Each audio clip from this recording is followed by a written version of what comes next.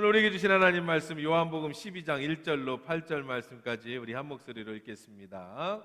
다 찾으셨으리라고 믿고 같이 읽습니다. 6월절 엿새 전에 예수께서 베다니에 이르시니 이곳은 예수께서 죽은 자 가운데서 살리신 나사로가 있는 곳이라. 거기서 예수를 위하여 잔치할새 마르다는 일을 하고 나사로는 예수와 함께 앉은 자 중에 있더라. 마리아는 지극히 비싼 향유 곧 순전한 나드 한 근을 가져다가 예수의 발에 붓고 자기 머리털로 그의 발을 닦으니 향유 냄새가 집에 가득하더라. 제자 중 하나로서 예수를 잡아줄 가룟 유다가 말하되 이 향유를 어찌하여 300데나리온에 팔아 가난한 자들에게 주지 아니하였느냐 하니 이렇게 말하면 가난한 자들을 생각함이 아니요 그는 도둑이라 돈꾀를 맞고 거기 넣는 것을 훔쳐감이러라. 예수께서 이르시되 그를 가만히 두어 나의 장례할 날을 위하여 그것을 간직하게 하라. 가난한 자들은 항상 너희와 함께 있거니와 나는 항상 있지 아니하리라 하시니라. 아멘. 좋으신 하나님 감사합니다. 이 시간에 말씀 드리려고 합니다. 우리 귀를 열어주시고 하나님의 음성으로 들려지는 축복의 시간 되게 하옵소서. 예수님의 이름으로 기도합니다. 아멘. 태어나서 죽을 때까지 늘 생각하는 거 하나가 중에 뭐가 있냐면 나는 내 성격이 왜 이럴까? 이런 거는 여러분 다 그렇게 생각합니다. 다. 나만 그렇게 생각하는 게 아니라 모든 사람들이 자기 성격을 다 만족하는 사람은 없어요. 그러니까 여러분들 나만 성격을 이런가 보다 그렇게 생각하지 마세요. 모든 사람이 자기 성격에 완벽하게 만족하는 사람이 있으면 교만한 사람이 그 사람하고 놀지 마십시오. 그럴 수는 없어요. 그렇죠? 인생 살다 보면 내가 왜 그때 그렇게 했지? 내가 왜 그렇게 혈기를 냈지? 내가 그때 왜 참았지? 막 이렇게 자기 성격에 별로 만족하지 못하죠. 그럼 제일 좋은 성격이 뭘까? 최고 좋은 성격, 성품 바로 예수님의 성격이겠죠? 예수님의 성품일 겁니다.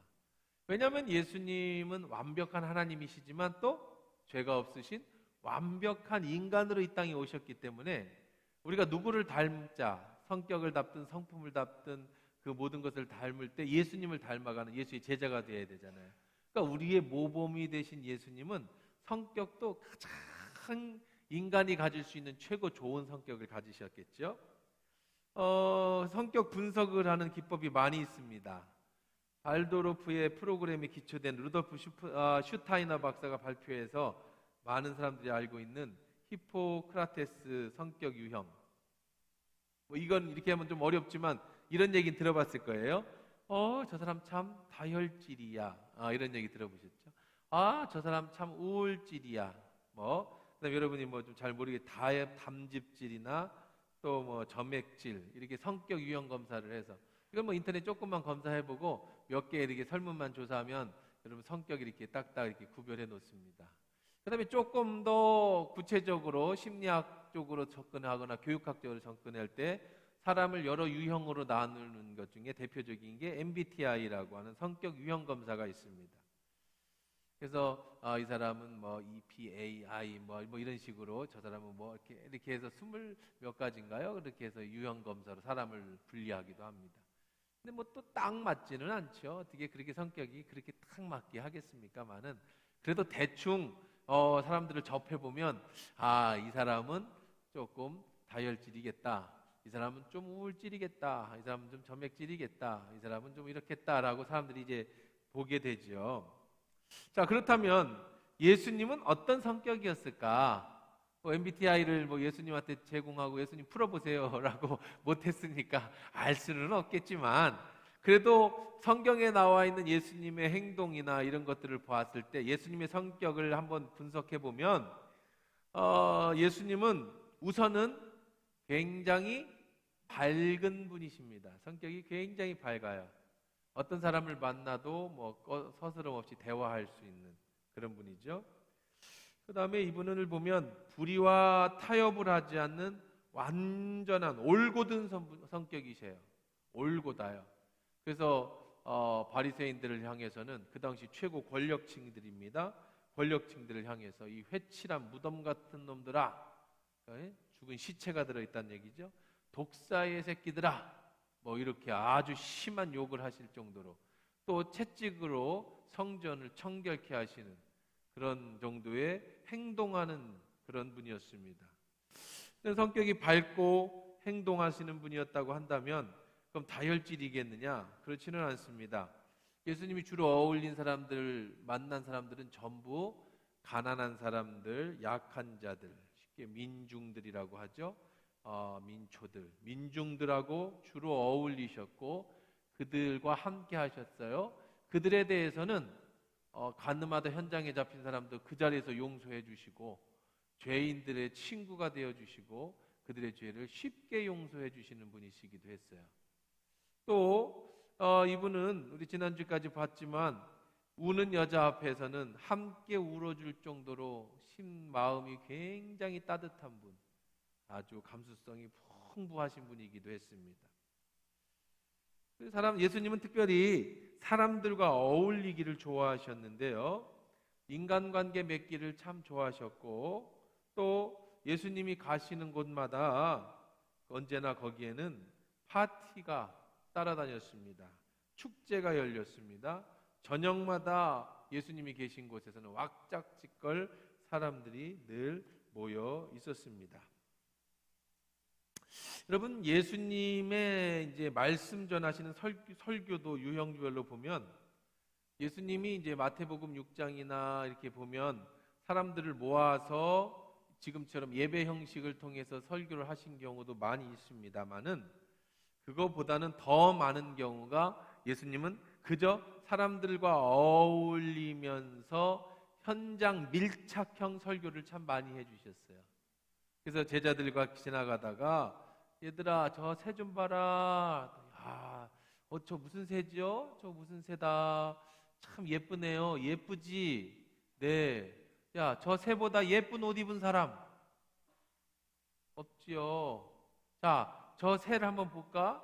저 새가 혹시 곡간에다가 뭘 저장해 놓고 먹는다는 얘기 들어봤냐? 아니요. 자, 봐라. 하늘에 나는 새도 하나님이 저렇게 예쁘게 입히시고 곡간에 모으지도 않고 먹을 것을 다 매일매일 주시는데, 하물며 사랑하는 너희들을 못 먹이시겠니? 못 입히시겠니? 너희들은 왜 그렇게 먹는 것 같고 걱정이 많니? 이렇게 예수님의 설교는 아주 친화적으로 자연적으로 하시는 설교였어요. 예수님의 설교는 어린아이들도 다 들을 수가 있었어요. 옛날에는 우리 약장수들 어린애들 쫓았죠. 근데 예수님은 그러지 않으셨어요. 어린이들 다 앞자리에 앉혀주셨어요. 그리고 예수님의 설교 시간에 떠드는 애들이 없었어요. 뛰어노는 애들이 없었어요. 왜요? 예수님의 설교 말씀은 어린애들도 다 들을 수 있는 설교. 그리고 끝나고는 예수님이 아이들 불러다가 무릎에 앉혀놓고 머리에 안수해 주시고, 제자들이 왜 얘들 헌금도 못 내고 얘들 시끄러운 애들을 이렇게 사랑하십니까? 예수님께서 야, 너는 이 어린아이 같지 않으면 넌 천국도 못 가 이놈아. 어린아이들 얕보지 마. 어린아이 같은 순수한 마음을 가져야 천국에 갈 수 있는 거야.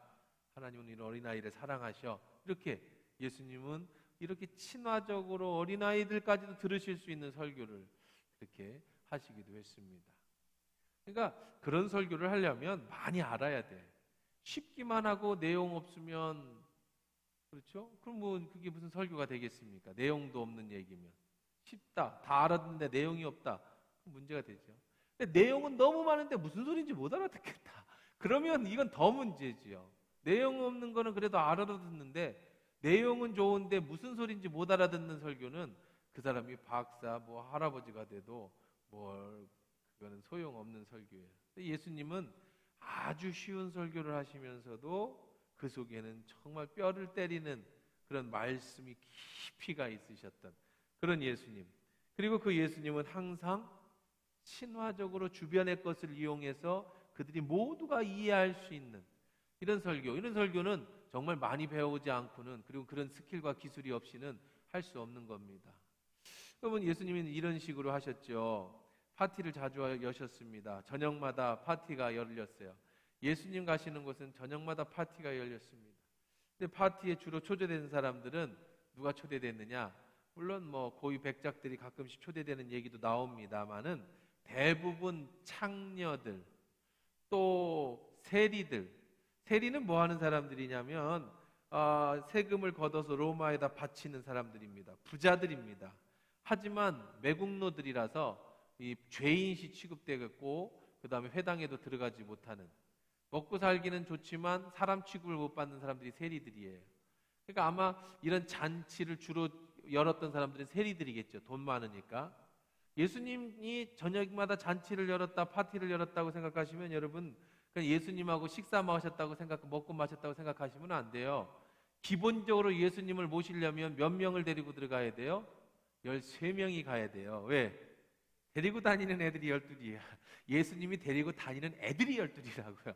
그 사람들만 있겠습니까? 거기에 붙어있는 사람들까지 하면 보통 어느 집에서 잔치가 열었다, 그러면 초대 손님까지 하면 40명이 매일 저녁마다 뭉쳐서 얘기해야 되고 왁작 짓고 떠들어야 되는, 보통 일이 아니었겠죠.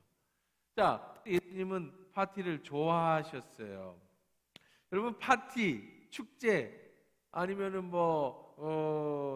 잔치, 그러면 뭐가 떠올라요? 우리 어제도 우리 결혼식 잔치 다녀왔습니다만은, 잔치 그러면 당사자들은 어떤 행사로 떠오르죠. 부담스럽고. 찾아가는 사람도 파티 그러면 즐거움이 떠오르면 이제 이 사람은 젊은 사람이에요. 나이하고 상관없이. 잔치, 파티 그러면 부담으로 떠오르면 이제 천국 갈 일만 남은 사람들이 귀찮은데 왜 자꾸 이러면 이제 천국 갈 일이 남은 사람들이고, 젊은 애들은 이제 잔치, 파티 그러면은 막 흥분되죠. 오늘 저녁에 놀 거 생각하면. 이거는 이제 젊은 사람들. 예수님은 이런 잔치에 사람들을, 이런 세리들 하면은 이제 아까 얘기한 돈 많지만 인정받지 못하는 죄인들, 창녀들. 이 창녀들은 뭐예요? 몸 파는 사람들인데 지난번에 자주 말씀드렸지만 자기가 좋아서 창녀가 된 사람도 있지만 대부분 남편한테 버림받고 자식한테 버림받거나 과부가 돼서 젊은 과부들이 거지가 안 되면 창녀가 된다고 그랬잖아요. 이런 사람들이 초대했으니까 쉽게 왔겠죠. 그 다음에 죄인들, 사람들이 어떤 목동들, 이런 사람들하고 맨날 모여서 잔치를 엽니다. 그럼 여러분 또 이런 생각을 해보죠. 잔치에 모여서 뭐하고 노셨을까? 사람들이 잔치에 모여서 설교 말씀 들었을까? 이들이 모여서 마태복음 11장 19절에 보면 이걸 한마디로 표현한 내용이 나옵니다. 사람들이 예수님을 뭐라고 평가했느냐면 먹기를 탐하고 포도주를 즐기는 사람, 세리와 죄인의 친구라, 이렇게 예수님을 평가를 했어요. 그러니까 파티에서 주로 저녁마다 뭐 했다는 거예요? 예수님은 많이 먹고 많이 마시고, 또 이러면 또 포도주를 많이 마셨다고 하면 또 문화가 달라요. 우리 문화하고 이스라엘 문화가 다르니까 또 잔뜩 술 드시면서 왜 이렇게 예수 믿는 사람이 술을 먹어? 덕스럽지 않게. 예수님도 맨날 포도주 마셨대더라. 우리 목사님 말씀이. 제발 좀 그렇게 왜곡하고 그러지 말. 그 문화가 다른 거예요. 문화가. 어쨌든 포도주를 마셨냐 안 마셨냐 그런 문제가 아니라 예수님은 어떻다는 거예요? 항상 저녁이 되면 맛있게 먹고 맛있게 마시고 또 누구랑 놀았다고요? 죄인들의 친구다. 세리와 창녀들, 죄인들의 친구다. 그냥 우리나라 그 별명으로 치면 먹보 예수, 이런 책도 있고 이런 얘기도 많이 이제 나옵니다. 신학교 다니면서 그런 얘기도 많이 돼요. 먹보 예수. 예수님이 가시는 곳은 항상 뭐였다? 어땠다는 거예요? 슬픈 사람이 많았어요? 즐거운 사람이 많았어요? 즐거운 사람들이 많았죠.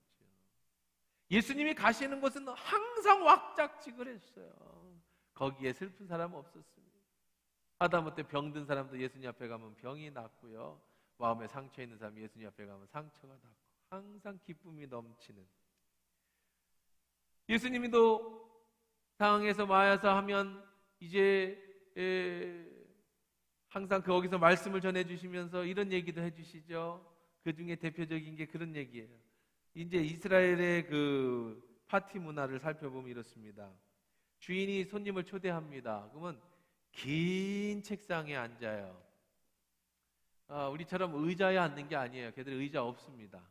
안진뱅이 책상이라고 그러죠. 우리식의 이런 좀 우리보다는 좀 높습니다. 팔을 기댈 수 있을 정도로 높아요. 이렇게 낮은 게 아니라 이 정도 높습니다. 그러면 긴 테이블, 우리들이 보는 최후의 만찬에서 나오는 레오나르도 다빈치가 그린 것은 잘못된 그림이에요. 그런 상은 없습니다. 거기 보면 의자에 앉아 계시잖아요. 의자에 앉는 경우는 거의 없고요. 주로 땅바닥에 앉습니다. 그럼 그 사람들은 땅바닥에 앉아서 책상 다리를 할까요? 아니요. 이 사람들은 책상 다리를 하지 않습니다. 다리를 쭉 펴고 앉습니다. 그 등에는 쿠션이 있어요. 그래서 등에 쿠션을 대고 그러다가 시간이 지나면 점점 어떻게 되겠어요?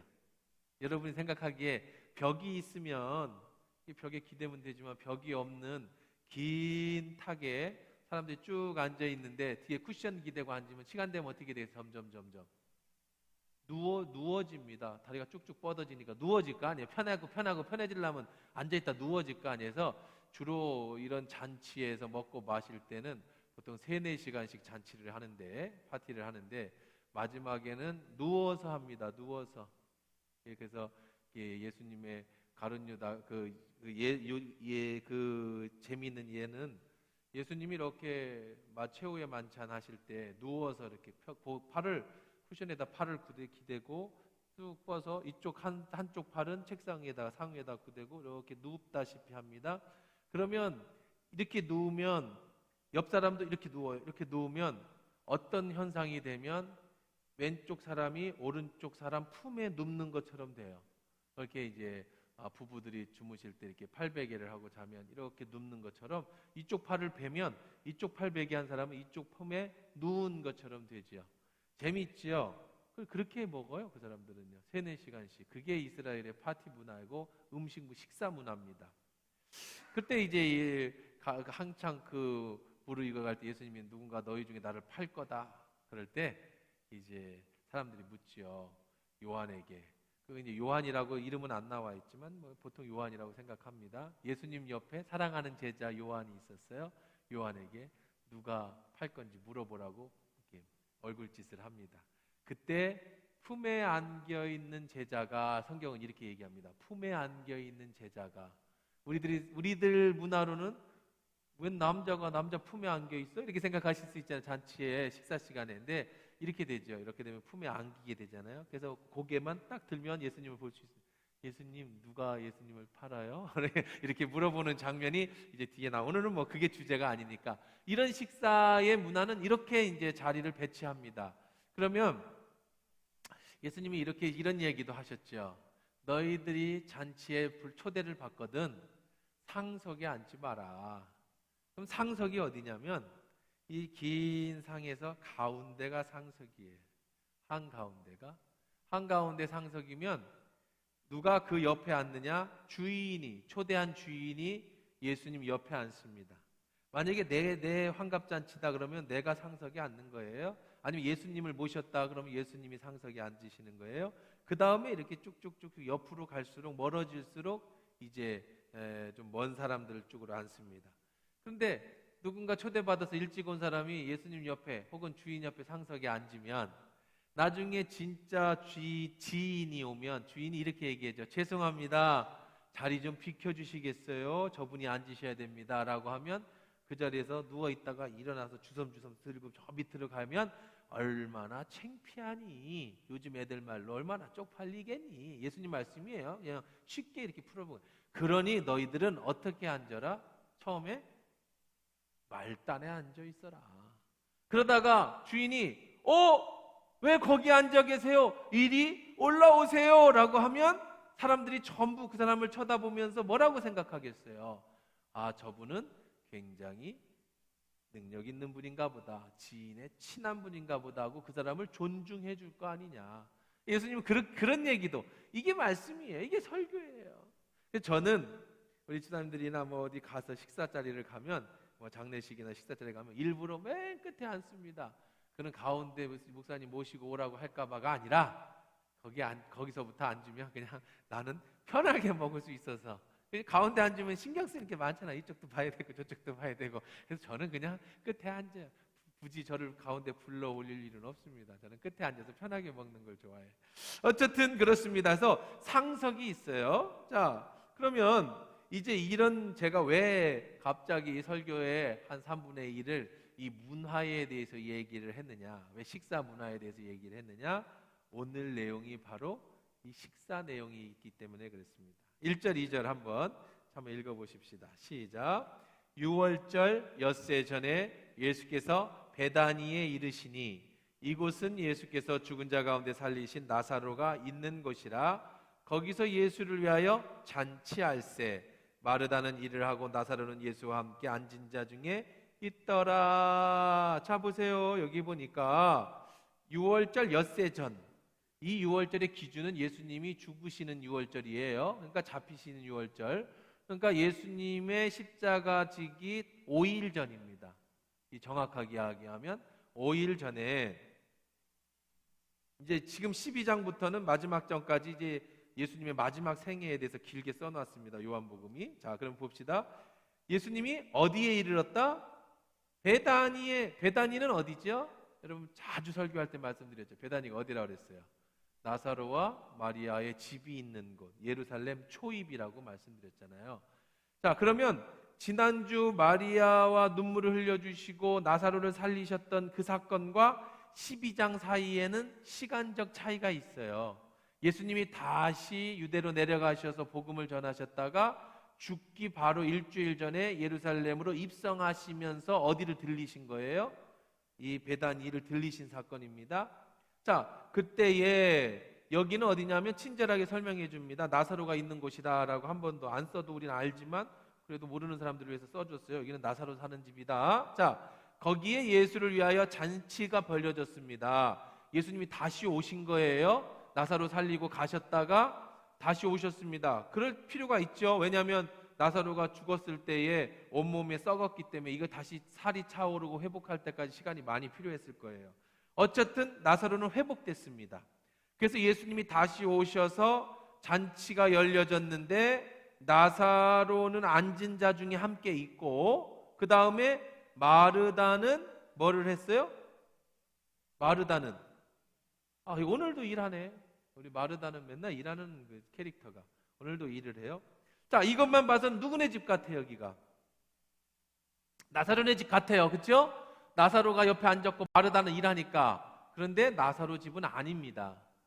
같은 병행 구절이, 똑같은 내용이 마태복음 26장과 마가복음 14장의 이야기가 나오는데, 이 집을 정확하게 표현하면 문둥이 시몬의 집, 요즘은 이제 언어가 순환됐으니까 나병 환자 시몬의 집이다라고 설명을 해주고 있어요. 그러니까 예수님이 지금 베다니 누구네 집에 오셨어요? 잔치를 열었어요? 나병 환자 시몬이 여는 잔치집이었어요. 그럼 이거는 정확하게 내용은 나오지 않지만 이름에 시몬 앞에 나병 환자라고 붙인 거 봐서는 어떻게 했던 것 같아요? 예수님이 시몬을 고쳐주신 것 같아요. 그래서 시몬이 그걸 기쁨으로 여겨서 예수님을 초대한 잔치가 나병 환자 시몬의 집에서 열린 것 같습니다. 때마침 거기에 왔다고 하니까 누구도 초대를 받았어요? 나사로도 초대를 받았습니다. 자, 이제 잔치가 열려졌습니다. 이제 축제가 열려졌어요. 예수님은 이런 잔치가 늘 흔하게 주변에 있었다고 말씀을 드렸습니다. 여러분들은 축제 그러면, 잔치 그러면 우리는 너무 불쌍한 것 같아요. 우리 민족은요.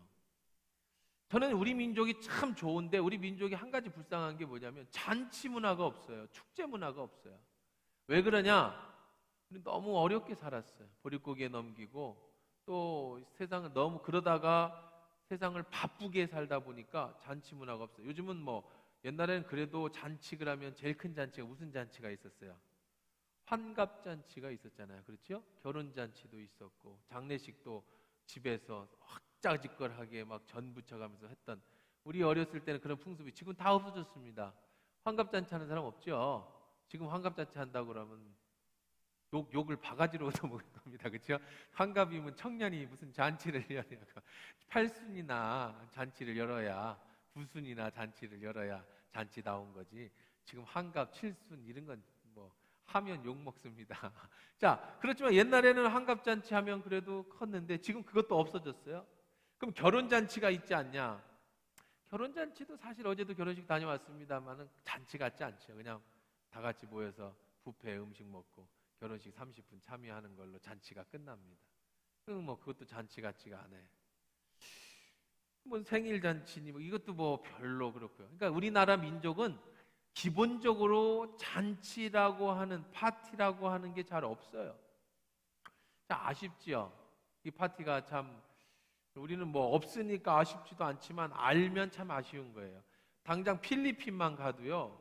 못 사는 나라지 않습니까? 근데 그 못 살지만 그들은 옛날부터 잘 살던 민족들이에요. 필리핀이. 그러다 보니까 마을마다 이 잔치가 1년에 한두 차례씩 꼭 있는데 어마어마하게 합니다. 거창하게 합니다. 저도 거기 아이들 리더 캠프 때문에 갔다가 초대받아서 마을 잔치 초대받았는데 학교 운동장 그 상석에 앉아본 적이 있거든요. 각 마을별로 모여서 한 달 동안 준비해가지고 퍼레이드 하고요. 돼지 잡아가지고 막 숯불 돌리고 애고 어른이고 그냥 그때를 기다리고 살아요. 퍼레이드 하면 막 분장하고 여러분 뭐 남미의 그런 퍼레이드 같은 거 가끔 뉴스 같은 데 보시잖아요.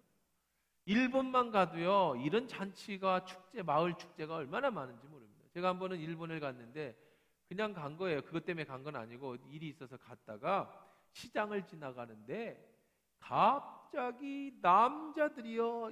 그 스모 선수들 입는 반스 있잖아요. 그거 입고 수백 명이 뛰어다니는 거예요. 길 한복판을. 그리고 가운데 가는 상여 있지 않습니까? 상여 같은 거를 한 3, 40명이 맸는데 그 위에 나는 이런 뭐 아주 기묘한 현상 이거 모양들 그게 한 3, 4층 높이 되는 어마어마하게 높은 그런 막 우상 같은 그림들 막 형상들 뭐 하다 뭐 우상만 있는 건 아니고요. 애들 뭐 만화 캐릭터 뭐 이런 것들을 어깨에다 메고 막 뛰어다녀요. 그것만 있고 앞에 사람은 물을 막 쫙쫙 뿌리고 그럼 사람들이 그 구경하던 사람들 물 안 맞으려고 막 소리 지르고 웃고 막 그거를 그냥 도시 전부가 후쿠오카 시 도시 전부가 그게 몇 월에 하는지 모르겠어요. 한번 좀 인터넷 검색해 보시면 재밌는 거 많이 나옵니다만 이런 게 한 10팀 뭐 열 몇 팀씩 막 그 일주일 동안 마을을 막 누비는 거예요. 그러다 마지막에 어떤 한 신사에 다 모여서 또 축제를 여는데 이걸 열기 위해서 한 달 동안 준비를 한답니다. 애부터 남자들만 하는데요. 남자 애기부터 할아버지까지 3대가 걸쳐서 그걸 준비해요. 마을 사람들이 모여서 2021년 지금도 그러고 있어요. 뭐 코로나 때문에 안 하겠지만 야 그걸 보면서 너무 부러웠어요. 이 행사를 하기 위해서 한 달 동안 마을 사람들이 모여서 행사를 준비하는 거예요. 지금 우리나라에서 그게 가능하겠어요? 뭐 삼천동 축제한다고 여러분 한 달씩 모여가지고 그거 참 뭐 스모 선수들 있는 반스 입고 막 뛰어다닐 수 있겠어요? 도시 한복판을 맨발로? 근데 그러고 다니더라고 그 사람들은. 왜 그러냐? 수백 년 동안 내려오는 전통이에요. 우리나라는 이런 문화가 없어요. 너무 어렵게 살아서 또 너무 그 보릿고개에 넘기다가 갑자기 부자가 된 우리 민족은 갑자기 부자된 케이스예요. 이게 뭐 세계 경제대국 된 지가 뭐 4, 50년이 3, 40년이 안 됐잖아요. 그 전까지 보릿고개 넘기고 왜 구호물자 받던 민족 아닙니까? 우리가 쉽게 얘기해서 여러분 텔레비 틀면 아프리카 애들 배 볼록 나와가지고 여러분의 5천 원이 이 아이를 살릴 수 있습니다. 옛날에 미국 텔레비전에서 전쟁에 난민 애들이 코 쥐지르고 빨개 벗고 해서 막 휴지 줍고 있는 우리나라 사진 찍으면서 여러분의 5천 원이 이 아이들을 먹일 수 있습니다. 그거 돈 모아가지고 여러분들 구호물자 받았던 민족이에요. 우리 민족이요. 저는 뭐 그런 시대는 아닙니다만 분유 딱딱하게 해가지고 그거 단백질 보충해 주려고 그거 해주고 옷 입던 옷 구호물자 다 넣어가지고 옷 주고 뭐 이렇게 건설해주고 그런 민족인데 갑자기 부자가 된 거예요. 3, 40년 만에. 그러니까 우리는 부자여야 뭐 옛날부터 뭐 파티도 있고 잔치도 있죠. 우리는 가난하게 되니까 지금 우리나라에 이제 뭐 잔치한다고 하지만 쭈꾸미 축제 가야 쭈꾸미 장사꾼들만 있지 뭐 거기 뭐가 무슨 축제가 있어요. 이름은 축제지만 가보면 그냥 돈 쓰라고 그냥 장사꾼들 장사하는 데지. 그래도 그것도 재밌다고 우리는 가서 그거 구경하잖아요. 자, 그런 것처럼 이 파티라고 하는 문화가 없어요. 자, 그런데 제가 이걸 말씀을 묵상하면서 예수님은 어떤 삶을 살았는가를 이거를 딱 접목을 해보니까 예수님은 이렇게 안 살았다고, 우리 같이 안 살았다는 거예요. 완벽하신 예수님 어떻게 살았느냐? 기본적으로 행복하게 사셨더라는 거야. 날마다 파티를 열고, 얼마나 잘 먹고 얼마나 잘 마셨으면 먹기를 탐하고 포도주 마시기를 즐겨하는 자라는 얘기를 들었겠어요. 예수님은 가는 곳마다 행사가 있었고 즐거워했고 사람들이 모였더라는 거예요. 근데 우리 민족은요, 그런 게 사회적으로 그런 것이 없다 보니까 즐겁고 유쾌한 게 없어요. 우리나라 사람들은 그래서 즐거움을 찾는 게 뭐냐? 전 세계 사람의 가장 1등 뛰어난 게 뭔지 아세요? 제일 많이 하는 파티? 그게 저녁 술 파티인 거예요. 그런데 이게 별로 좋은 영향을 안 끼치잖아요. 세계에서 가장 독주 20도 이상의 독주 소비율이 세계 1위가 우리나라라고, 전 세계 술을 가장 많이 마시는 나라 중에 손꼽히는 나라가 우리 민족입니다. 근데 이런 게 독일처럼 함께 파티장에서 맥주 짠 부딪히면서 즐기는 술 문화가 아니라, 술은 뭐 하려고 마시는 거예요? 한국 사람들은요, 취하려고 마시는 거야. 먹고 취해야 파티가 시작되는 거예요. 서양 사람들은 파티 중간에 기분 좋으라고 한 잔씩 마셔서 취하는 게 별로 없는데, 우리 민족은 취하고 파티가 시작되는 민족이니까 독주를 먹어야 되는 거야. 뭐 순한 거는 오줌만 말이 없잖아요. 그러니까 어떻게 이렇게 잘 알지 나는? 그러니까 이제 진한 거, 아주 독한 거를 먼저 먹어서 해롱해롱해야 그때 뭐가 나와요? 말도 나오고 노래도 나오는 문화.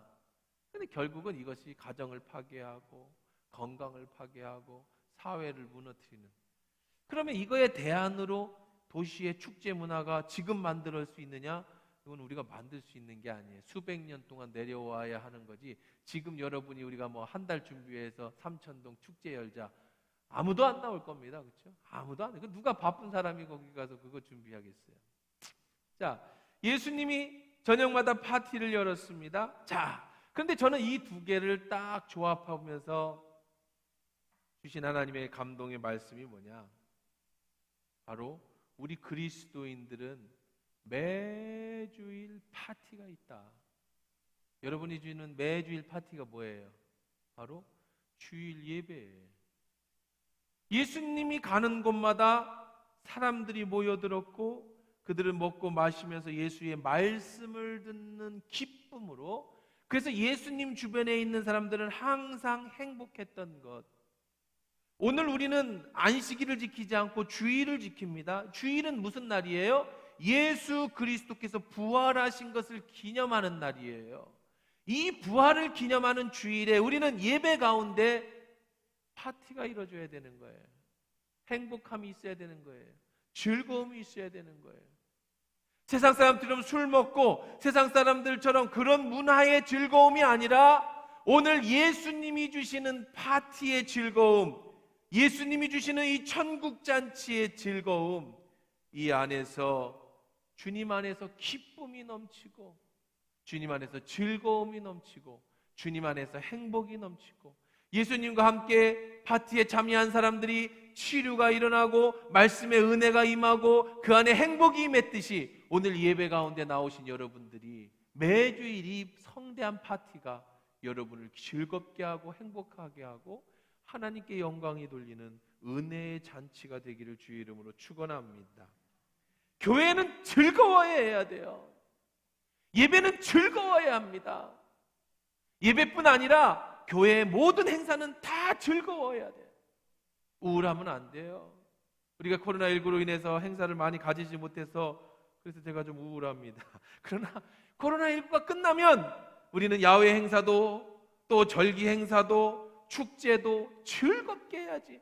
교회 나오는 것이 즐거워야죠. 예배 드리는 것이 행복해야죠. 우리의 인생이, 삶이 행복해야 됩니다. 그것이 바로 예수님이 여러분에게 원하시고 요구하시는 일인 줄 믿습니다. 여러분 행복해야 돼요. 물론 예수님 우리에게 십자가를 지고 주님을 따르라고 합니다. 내 몫의 십자가입니다. 우리의 인생 자체는 어려운 거예요. 인생 자체는 십자가를 지는 힘든 겁니다. 주의 일은 힘든 겁니다. 하지만 이 힘든 일을, 이 힘든 인생을 어떻게 살으라고요? 기쁨으로 살으라고. 한 주간 일하느라고 얼마나 힘들어요. 한 주간 여러분 세상에서 살아가느라고 얼마나 어렵습니까? 주일날 교회에 와서만큼은 주님 안에서 행복을 느끼고 이 안에 축제의 기쁨이 있고, 우리는 술을 먹지 않아도 성령의 감동을 받아서 기쁨으로 하나님 앞에 찬양할 수 있습니다. 우리는 세상 사람들처럼 어디 가서 뭐 그런 문화가 아니어도 하나님 말씀으로 위로받을 수 있습니다. 우리는 세상의 어떤 파티나 즐거움이 아니라 주 안에 왔을 때 만족함과 위로함과 하나님의 평강을 예배 가운데 느낄 수 있게 되는 줄 믿습니다. 이것이 바로 예배가 돼야 돼. 여러분이 그렇게 만들어야 됩니다. 그런 자세를 가져야 되는 거예요. 어떻게 예수님과 같이 있는데 우울할 수 있어요? 어떻게 이 자리에 예수님이 참석하신 잔치 자리가 슬플 수 있겠습니까? 세상은 슬퍼도, 삶은 어려워도 이 순간만큼은, 이 자리만큼은, 주님과 함께하는 이 순간만큼은 이 안에 최고의 기쁨이 있어야 되는 줄 믿습니다. 그 잔치집은 점점 잔치가 무르익어 갑니다. 나병 환자 예수님 때문에 치료를 받았습니다. 그 가정에 기쁨이 있습니다. 마을에 기쁨이 있습니다. 거기에는 죽었다 살아난 나사로도 있습니다. 그 가정에 기쁨이 있습니다. 그 공동체에 기쁨이 있습니다. 사람들이 모여 있습니다. 하하호호 즐거운 시간을 보냅니다. 예수님과 같이 식사하고 예수님과 같이 마시고 예수님의 말씀을 듣는 그 순간이 너무너무 행복한 순간이에요. 잔치가 한창 무르익을 때 우리가 잘 아는 마리아가, 이 마리아는 예수님과 함께 울어주던 그 마리아입니다. 지극히 비싼 향유 곧 순전한 나드 한 근을 가지고 나왔다 얘기를 합니다. 사람들이 마리아에게 시선이 싹 쏘입니다. 왜? 이 나드라고 하는 향수는요, 냄새가 굉장히 좋아서 조금만 옆에 있어도 향기가 나는데, 지금 마리아가 머리에다가 한 항아리를 이구하고 있어요. 이 금액으로 치면 300데나리온, 한 데나리온이 1인 노동자의 임금이니까 한 데나리온이면 그 주일날 빼고 쉬는 공휴일을 뺀다면 1년치 연봉에 해당되어지는, 적어도 3,500만 원에서 4,000만 원 되는 이 나드 옥합 항아리를 들고 멀리서부터 오는데 그 향기가 기가 막힐 겁니다. 너무 진해서 머리가 아플 지경이었을지도 모르겠어요. 그리고 이어갖고 옵니다. 그리고는 예수님의 발에다가 그 향유를 줄줄줄줄줄줄 붓는 거예요. 세상에. 그럼 이 나드는 뭐냐면은요, 이 나드 기름은요, 히말라야 3,000m 고산지에서 자라는 마라나탁과 식물의 뿌리 기름이라고 합니다. 그래서 인도 사람들은 이 나드로다가 머리를 이렇게 만지는 걸, 지금 인도 사람들도 이 나드로다 머리를 이렇게 만지는 용도로 사용하고요. 그 다음에 이게 이스라엘까지 수입해 오겠죠. 인도에서부터 상인들의 수입해 오는데, 이건 뭐 하는 용도냐면 조그마한 향수병에다가, 비싸죠, 향수병에다가 손바닥에 탁탁 쥐어서 귀한 손님이 오거나 여자들 화장할 때나 귀한 손님이 오면 손바닥에 몇 방울을 딱딱 찍어서 머리에 이렇게 발라주면서 그 손님을 환영해주는 용도로 쓰는 게 이 나드라는 기름이고요. 좀 더 구체적으로 많이 쓰는 데는 이 지난주에 제가 장례식에 대한 히브리 문화에 대해 설명을 해드렸듯이, 사람이 죽으면 이 나드 향을 몸에 발라서 썩은 냄새가 나지 않도록 해주는 용도로 사용되어집니다.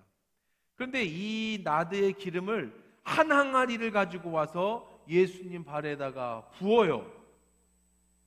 그것도 굉장한 일인데, 그 다음에 여자들이 옛날 사람들은 히브리 사람들, 우리나라 사람도 그렇지만 머리를 이렇게 길었습니다. 안 잘랐죠?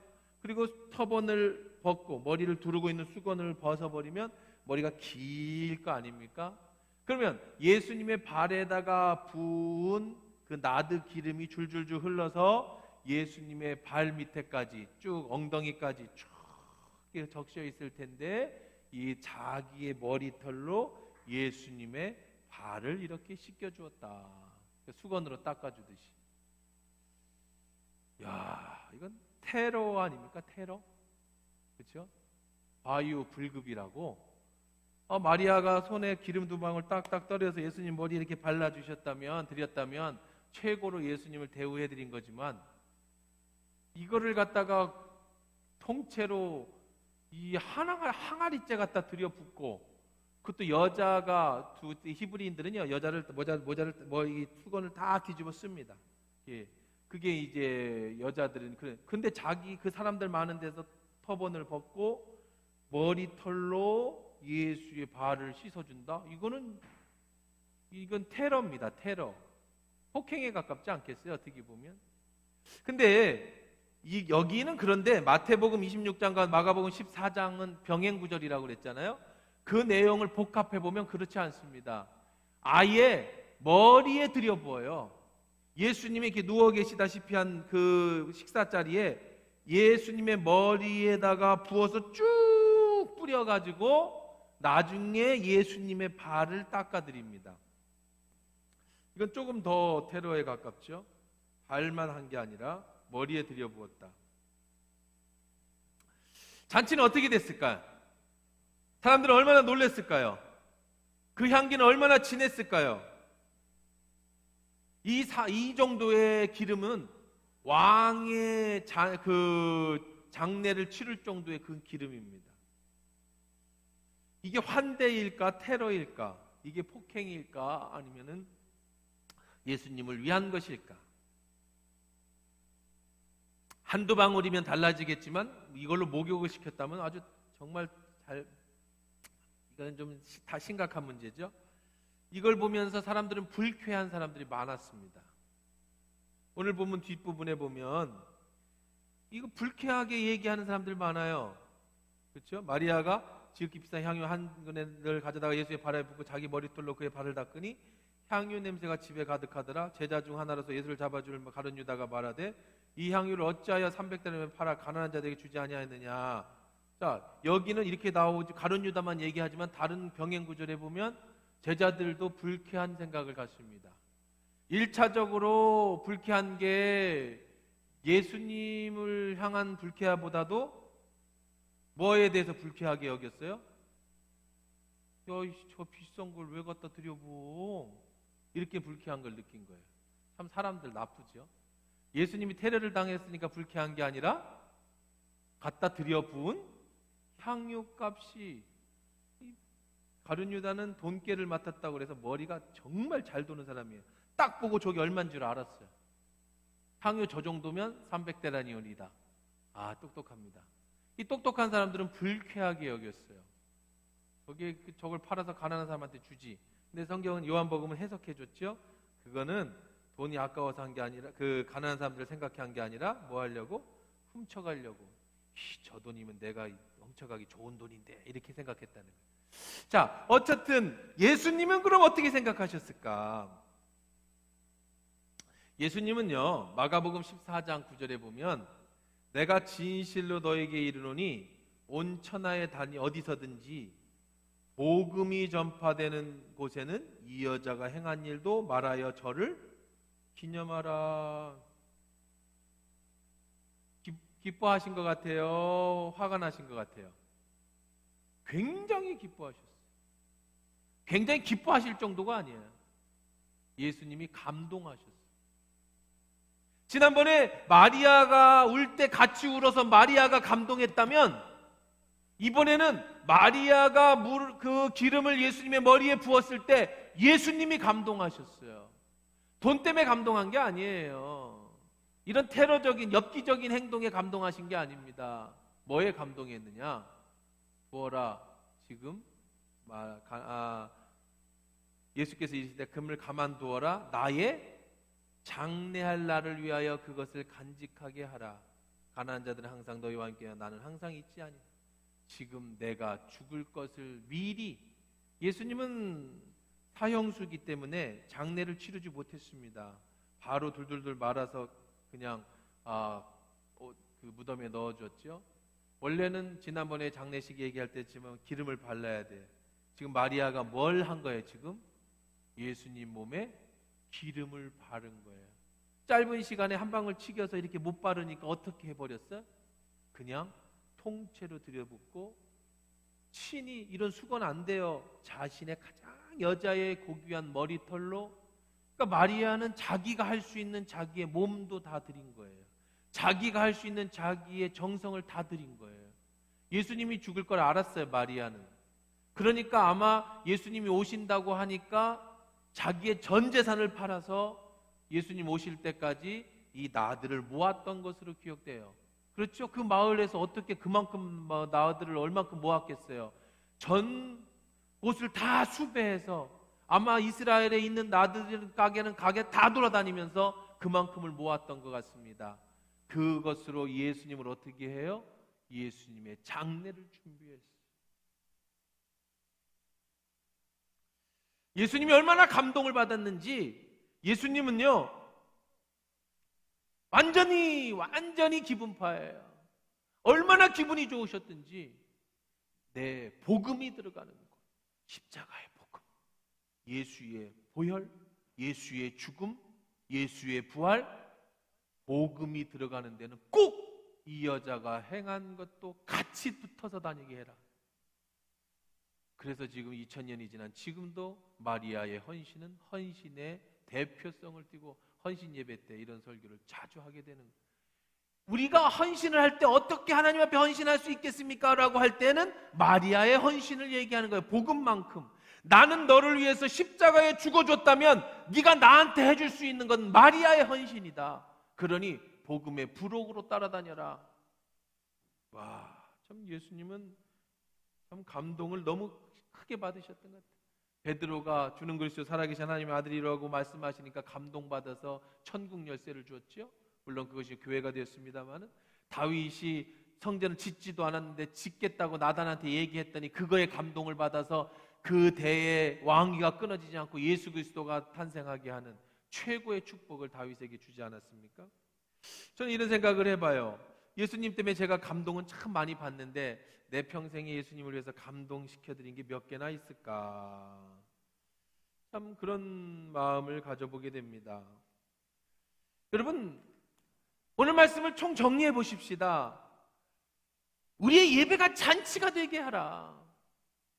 저는 오늘 이 말씀을 통해 여러분 평생의 마음에 다짐을 하나 가졌으면 좋겠어요. 여러분의 주일 예배가, 물론 우리의 삶의 예배도 있고 수요 예배, 금요 예배도 있고 새벽 예배도 있지만 가장 대표적인 이 주일 난 예배가 나의 생명이 되게 해라. 왜? 주님 앞에 모셔드리는 감동의 예배가 되도록 준비해야 돼. 예수님을 모셔서 함께 말씀 듣고 함께 찬양하고 함께 기뻐하는 이 예배, 바로 이 예배의 주인공이 누구예요? 예수님이시고 하나님이시지 않습니까? 하나님이 주인이신 이 잔치, 오늘의 이 천국 잔치는, 이 예배는 하나님이 여러분을 초대하신 잔치예요. 나같이 죄 많고 허물 많은 나를 이 잔치에 초대해 주셨어요.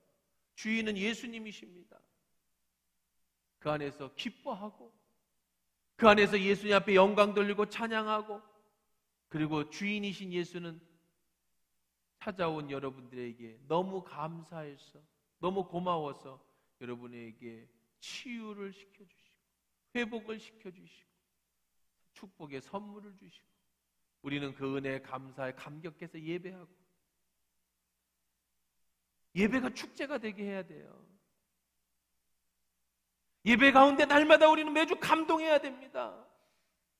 예배를 통해 우리가 기뻐해야 됩니다. 그 예배를 준비를 해야 됩니다. 그런 예배가 되게 해야 돼요. 예배를 준비하는 우리 찬양팀이나 전사님들이나 예배당 위원들이나 나 같은 것 하나님의 예배자로 불러주시고 나를 사용하여 주시니 얼마나 감사한가. 매주 예배가 최고의 예배가 되도록 내 생명을 바쳐 드려지는 예배가 되어야 돼요. 저는 매주 말씀을 묵상할 때, 설교를 준비할 때 지금까지 제 기억으로는 설교 원고를 없이 설교한 적이 거의 없어요. 한자 타이핑하면서 수없이 고쳐가면서 수 없는 자료를 찾아가면서 어떻게 설교해야 쉽게, 어떻게 해야 알아들을게, 어떻게 하나님 말씀을 전할까? 마지막 설교인 것처럼 설교를 준비하는 자나 예배를 준비하는 자나 모든 자들이 오늘 이 예배에 하나님의 감동이 임하도록, 주님을 감동시킬 수 있도록, 그 안에 회복이 일어나고 치유가 일어나는 축제가 될 수 있도록 그렇게 준비해야 돼. 참석하는 여러분들은요, 예수님이 여러분을 부르셨습니다. 일주일 내내 우리는 예배를 준비하는 사람으로 살아야 됩니다. 토요일 날 저녁에 일찍 주무셔야 돼요. 내일 입을 옷도 잘 맞춰놓고 다려놓고 드려질 헌금 잘 모아놓고 어제 토요일 저녁부터 주님, 내일의 예배 주님 감동이 있게 하시고 치료가 있고 회복이 일어나게 하시고 오직 주님의 임재를 경험하며 오직 하나님 앞에만 예배하는 예배자가 되게 해주십시오. 이런 준비하는 마음으로 늦지 않게 와서 정말 그 예배 속에 하나님의 임재를 경험할 때 그때 진짜 행복과 축복과 기쁨의 회복이 일어나는 거예요. 예수님과 함께하는 이 축제의 자리, 여러분 준비하면서 드려야 되는 예배가 되어야 됩니다.